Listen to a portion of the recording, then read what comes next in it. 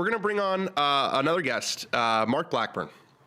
He is, according to Golf Digest, the #1 golf coach in America, and he coaches some of the best players in the world. He's worked with so many tour pros for so long. Let's bring him on. Mark Blackburn. Mark, there he is. What's up? What's going on? Mark, I wanted to ask you, #1 coach in America, what do you make of those lists? Golf's cyclical, right? So if your players are playing well at the right time, the one thing I guess Butch Harmon said to me, which was pretty cool, and that #1 ranking from Golf Digest is called the Butch Harmon Award.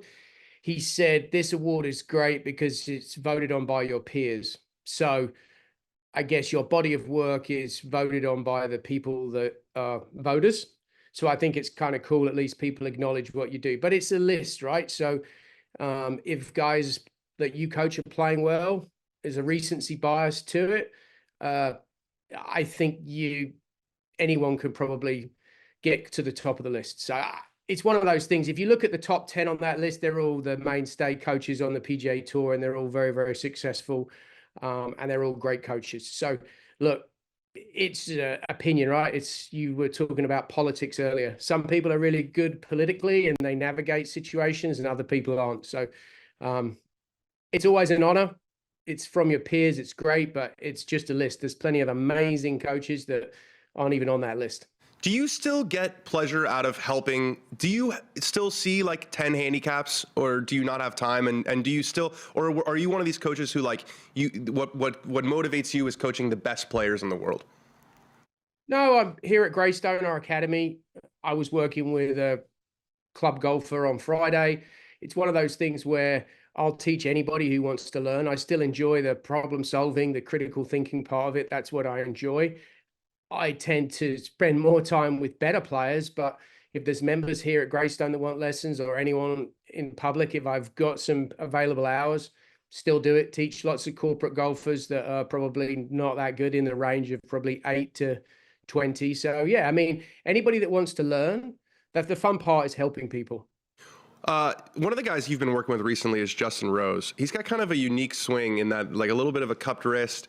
What's been your experience working with Jay Rose? And when a player like that, he's had so much success around the world, and he comes to you, what is that process like of a legend of the game coming to you for help with their golf swing? So yeah, Rosie's obviously had a phenomenal career, and he's a great player. So I think it's one of those things where when somebody comes to you, you're looking at, okay, what's the opportunity here? Where are they struggling? What do they do? And every player is unique, and every pattern of swing is unique. So I'd say one of the things that's a little different with me than perhaps other coaches is that none of the guys I coach swing the same, but their ball striking stats generally tend to get pretty competent. So it was one of those things where, let's look at what Rosie did really well. Just like when I gave you a lesson, I screened him first and looked at his movement pattern, and then was like, okay, what does your body want to do? What are you doing now that deviates from what your body wants to do? And then, what shot shape do you want, and how are we going to accommodate that based on the movement you've got? And success leaves clues, right? So for Rosie, the work that he and Foles did was really, really good. COVID was a difficult period for everybody. Rosie's a notorious tinker, kind of tinkered around and probably did some stuff on his own that he shouldn't have done, and he kind of got lost. I got an opportunity. Phil Kenyon, I owed a favor because I'd got him to help Max Homa in 2020. And so I think in 22, maybe he asked me if I would help Rosie. I think that's when it was. So I owed Phil a favor. And then I kind of looked at Rosie, what he'd done before. And then really, like, there were lots of ingredients that were successful. Why did that work? Okay, that matches what his body did. Okay, this is the shot he wants to hit. So I basically gave him quite a bit of clarity, took a lot of the ingredients that were good, that he'd had success with, that he and Sean used, and then added in some of the things I thought he was missing, and then also pieces that would match his physicality, because he's obviously older now. And then along with Charlie Marshall, his physio and trainer, and Justin Buckthorpe, we kind of built a program in the gym. So he's working on his golf swing when he's not just hitting golf balls. And Rosie's a dream to coach. He's a phenomenal athlete. He's also a great student. A lot of times I have to keep him on the straight and narrow, but as most people who've worked with me know, I don't have a problem telling you how it is. I'm much more Nick Saban or Bill Parcells than I am new age Zen coaching. I like that. You mentioned Max Homa. You coached him to the greatest heights of his career. Were you surprised when he decided to part ways with you? And I've seen you comment on some of the stuff I've been posting on Max, that him and John Scott Rattan are working on some good stuff. What do you make of kind of his decision? And I guess it's sort of part of the job as a coach. So look, the players do what players need to do. I'm a former player, so I totally understand it. Max and I had a great run. A job as a coach is to protect your players. So last year, the elephant in the room is President's Cup, because obviously Max had played phenomenally well in Rome on the Ryder Cup. He wants to make the President's Cup team.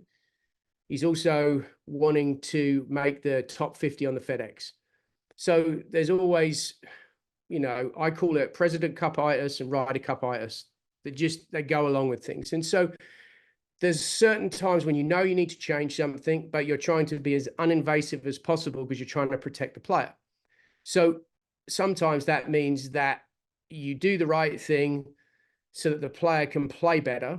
When players try and change things, which they need to change, if the timing isn't right, and timing is everything in coaching, the collateral damage can be far worse. So obviously Max decided, okay, this isn't what I want to do.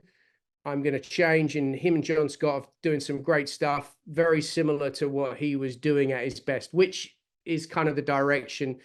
When I left Max, I sent him a video. I said, buddy, wishing you all the best. Here's what I think you need to do, just as a parting gift. And it looks quite similar to what I advocate, which is very much what he was doing, President's Cup, Quail Hollow. So it all kind of comes full circle. John Scott's an excellent coach.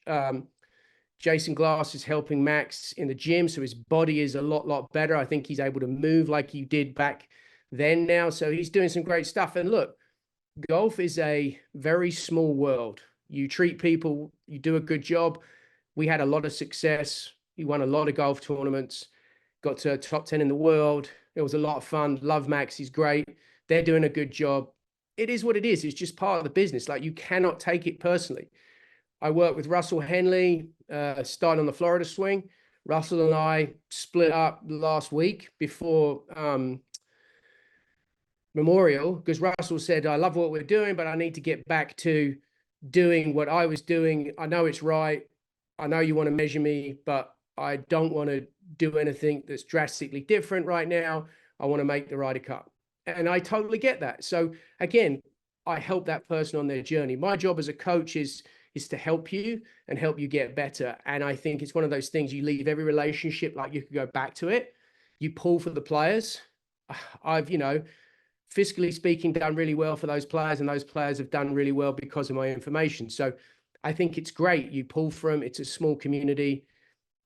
It's just, that's golf, right? It is what it is. I'm very fortunate to get to coach these players, and fortunately my results bring more players to me. So I'm very lucky. Yeah, you are indeed, but you're also very good at what you do, and I could listen to you talk for a long time. Speaking of which, are we allowed to tease? You've got a little content coming out yourself. Yeah. So I'm working on finishing up. I'm doing this actually as we've been speaking this before this morning. I was going to say, don't be doing it while we're speaking, my friend. No. I'm finishing up my book. I have finished it. Matt Rudy and I have written a book together called The Coaching Code, which is kind of these tenets on, it's not a technical golf book. It's more about like coaching and how you coach and the scenarios and learning and things that other coaches, it's not just a golf book. Probably you could use it in business and other things. So I'm really excited about that. And then I'm also working on this project called Skill Swap, which is essentially when I take a high performer and do an interview with them in exchange for a golf lesson with Golf Digest #1 coach in America. So it's a pretty cool, it's a YouTube show, chops in and out between the podcast, which sits on its own, and then also the show. So then we kind of use some of the parallels from their interview and then bring it to their golf game, and they get to work on a different part of the game. They tell me what they want to work on when we first start, and then we kind of set it up, and that's the area of their game we focus on. So it's kind of nice because you're blending the golf with the sort of, if you like, education on high performance and what makes that person successful, whether they're a musician, whether they're an athlete, whether they're a celebrity, you know, whatever it may be, an expert in their field. And then what's the learning that we can take as individuals to help us better ourselves? And then they get a little bit of a golf experience and a golf lesson. So the goal is to do some of them here at Greystone, and then they'll be doing some of them at Oceanside at Titleist's TPI facility. So yeah, no, looking to drop all those. I filmed all the pilots, pitching those to some people, and then hopefully we're going to drop that starting in the fall. Awesome. I'll be a very interested viewer. Mark gave me a lesson 2 years ago now. We were in the gym, and he was like able to dissect my swing, or he was able to identify my like lifelong swing problems without ever seeing me swing a golf club. Without even hitting a ball. Without even hitting a ball. He was like, your hips don't move that well. Your T-spine moves well, so I'm guessing you do this, and you probably hump a little bit. And I was like, that's exactly right. Mark, thank you so much. You're the man.